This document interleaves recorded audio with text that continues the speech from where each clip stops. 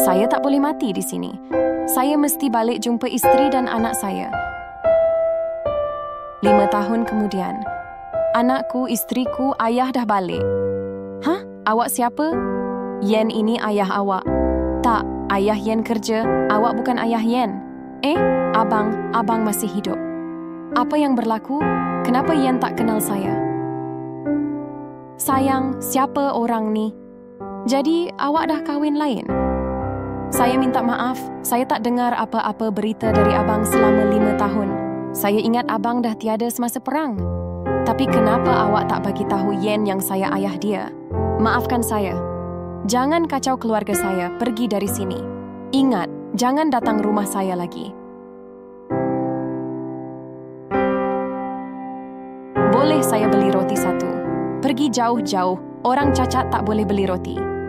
Saya berjuang untuk negara dan keluarga saya sebab tu saya cedera, tapi ini kebalasan yang saya dapat. Yen, saya ni ayah awak.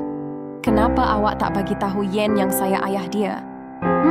Macam mana kalau dia cakap tadi tu betul? Korang tolong jawab, betul ke dia tu ayah Yen?